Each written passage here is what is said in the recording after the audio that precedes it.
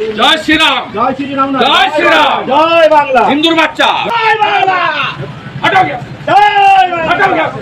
ওই যে শুভেন্দু অধিকারী যেভাবে বডিগার্ডকে বললো যে যাও গিয়ে ধরো মারো, এটা একটা সম্পূর্ণ বেআইনি কাজ। ওই বডিগার্ডেরও যাওয়া উচিত হয়নি এবং এই কথাটা বলার জন্য শুভেন্দু অধিকারীকে গ্রেফতার করা উচিত। মানে তৃণমূলের যারা মুসলিম ভোটার তারা হচ্ছে রোহিঙ্গা, তৃণমূলের যারা হিন্দু ভোটার তারা হচ্ছে বাংলাদেশি। যেহেতু শুভেন্দু অধিকারীকে সব হিন্দু ভোট দেয়নি, অতএব তারা বলতে পারছে না যে শুধুমাত্র মুসলমানরা রোহিঙ্গা। যেহেতু শুভেন্দু অধিকারী ভেবেছিল যে সব হিন্দুরা শুভেন্দু অধিকারী ভোট দেবে, কিন্তু পশ্চিমবঙ্গ কেন গোটা দেশেও সব হিন্দুরা শুভেন্দু অধিকারীকে কেন নরেন্দ্র মোদীকে ভোটটা দেয়নি। অতএব এবার ওরা কি বলছে, এবার বলছে যারা বিরোধী দলকে ভোট দেয় যে হিন্দুরা তারা হচ্ছে বাংলাদেশি, আর যে মুসলমানরা বিরোধী দলকে ভোট দেয় তারা হচ্ছে। গোটা দেশ জুড়ে এই যে যারা ক্রিমিনাল, এরা তো ক্রিমিনাল, যারা এই ধরনের কাজ করছে এরা ক্রিমিনাল। ভারতবর্ষের ইতিহাসে আজও পর্যন্ত কেউ কোনোদিন শোনেনি যে পেল অর্ডারে করে কাউকে ছুঁড়ে ফেলে দেওয়া হচ্ছে। অর্থাৎ এই যে একটা গোটা দেশ জুড়ে আবার একটা দাঙ্গা হাঙ্গামা বাঁধানোর চেষ্টা তারা করছে, ফলত এরা ক্রিমিনাল, এদেরকে গ্রেপ্তার করা উচিত, এদেরকে জেলে পড়া উচিত, এদেরকে একেবারে দৃষ্টান্তমূলক শাস্তি দেওয়া উচিত। এছাড়া এই ক্রিমিনালদের আর কোনো শাস্তি হতে পারে না। এবং এদেরকে যারা উস্কাচ্ছে, দিল্লি পুলিশ আজকে এদেরকে উস্কাচ্ছে, যে দায়িত্বপ্রাপ্ত দিল্লি পুলিশের তাকে অন্তত সাসপেন্ড করা উচিত। যে অমিত মালব্য এটা থেকে উস্কাচ্ছে সেই অমিত মালব্যকে গ্রেপ্তার করা উচিত। গোটা দেশ জুড়ে এরা আজকে বাংলাদেশি নাম তুলে এরা আজকে প্রথমত পরিযায়ী শ্রমিক, তারপরে যে কোনো বাঙালি, প্রথমত মুসলিম পরিযায়ী শ্রমিক, তারপরে হিন্দু পরিযায়ী শ্রমিক, ধর্ম নির্বিশেষে বাঙালিকে আক্রমণ করার চেষ্টা করছেন। এবং করে তারা আসাম এবং বাংলার যে নির্বাচন, সেই নির্বাচনে কোনোভাবে যদি আসাম এবং বাংলার মধ্যে একটা সামঞ্জস্য তৈরি করা যায় সেটা তারা তৈরি করার চেষ্টা করছে। শুভেন্দু অধিকারী থেকে বিজেপি নেতাগণ সকলে মুসলিমকে টার্গেট করছে, তাহলে কি এসআইআর মুসলিমদের কি বলবো?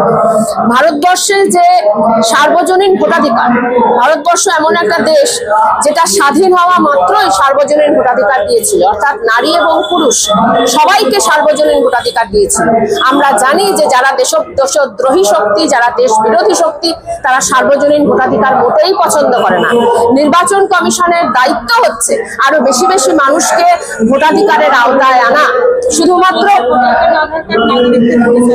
নির্বাচন কমিশনের দায়িত্ব হচ্ছে একেবারে জঙ্গলের মধ্যেও যে থাকে, যে এখনো পর্যন্ত ভোটাধিকারের ভেতরে এসে আওতাভুক্ত হয়নি বয়স হওয়া সত্ত্বেও, সেই মানুষগুলোকে ভোটাধিকারের আওতাভুক্ত করা, এটাই হচ্ছে নির্বাচন কমিশনের প্রথম দায়িত্ব।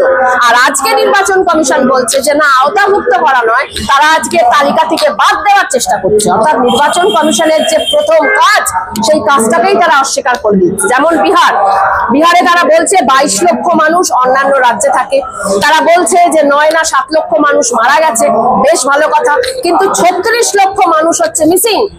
এই নির্বাচন কমিশন কিন্তু বলেনি যে 36 লক্ষ মানুষ হচ্ছে অনুপ্রবেশকারী, তার মধ্যে 100টা লোক 50টা লোক অনুপ্রবেশকারী, এরকম কোন তথ্য নির্বাচন কমিশন কিন্তু সুপ্রিম কোর্টকে কেন কোনো আদালতকেই দেয়নি। তাহলে প্রশ্ন হচ্ছে যে এই যে 7,89,00,000 মানুষ বিহারে গতবারে নির্বাচনে ভোট দিয়েছে, 7,89,00,000 মানুষ যারা গত নির্বাচনে ভোট দিয়েছে, তার মধ্যে 36 লক্ষ মানুষ নয়, এমনকি 65 লক্ষ মানুষকে তারা বাদ দেওয়ার চেষ্টা করছে। আমরা তো বলবো হওয়াটা উচিত ছিল ঠিক বিপরীত, অর্থাৎ 7,89,00,000 নয়, এটা আসলে বেড়ে 9 কোটি হওয়ার কথা ছিল। 7 কোটি 8 কোটির বদলে এটা 9 কোটি হওয়ার কথা ছিল, তার বদলে ওরা 65 লক্ষ কমিয়ে দিচ্ছে। অর্থাৎ ভারতবর্ষের নির্বাচন কমিশনের যে দায়িত্ব, মূল দায়িত্ব, যে মানুষকে আরো বেশি করে আওতাভুক্ত করা, 8 কোটির বদলে 9 কোটি করা বিহারের ভোটাধিকারের যারা ভোট দিতে পারে, তার বদলে তারা ভোট কমিয়ে দিচ্ছে।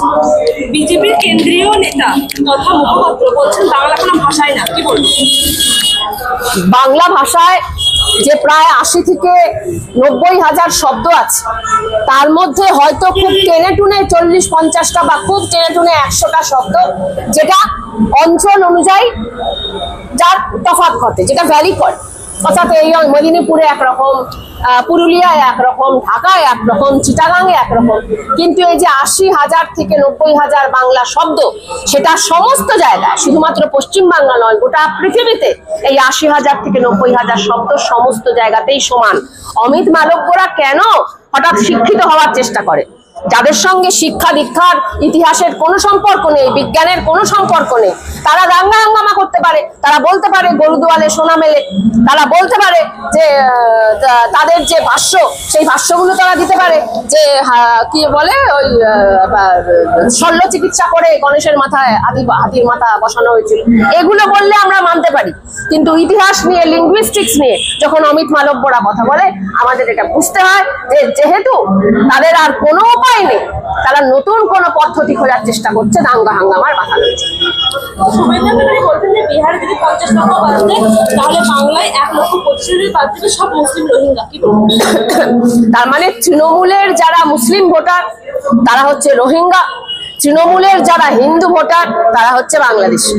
যেহেতু শুভেন্দু অধিকারীকে সব হিন্দু ভোট দেয়নি, অতএব তারা বলতে পারছে না যে শুধুমাত্র মুসলমানরা রোহিঙ্গা।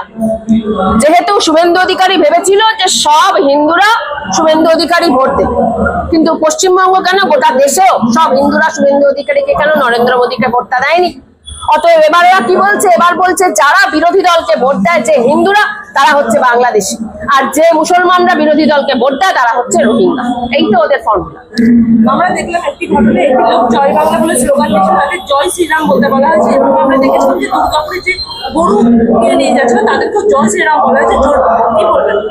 জয় শ্রীরাম এই মুহূর্তে একটা ফ্যাসিস্ট স্লোগান, এর সঙ্গে ধর্মের কোনো সম্পর্ক নেই। জয় শ্রীরামটা হচ্ছে গোটা পৃথিবীতে যেরকম হিটলারের আমলে হাই হিটলার বলা হতো, যেটা বলে যুদ্ধ হাঙ্গামা করা হতো, জয় শ্রীরামটা হচ্ছে মানুষকে ভয় পাওয়ানোর স্লোগান। যেখান থেকে জয় শ্রীরামটাকে দিয়ে ওরা খুনি দাঙ্গা হাঙ্গামা করতে চায়। ওই যে শুভেন্দু অধিকারী যেভাবে বডিগার্ডকে বললো যে যাও গিয়ে ধরো মারো, এটা একটা সম্পূর্ণ বেআইনি কাজ। ওই বডিগার্ডেরও যাওয়া উচিত হয়নি এবং এই কথাটা বলার জন্য শুভেন্দু অধিকারীকে গ্রেপ্তার করা উচিত।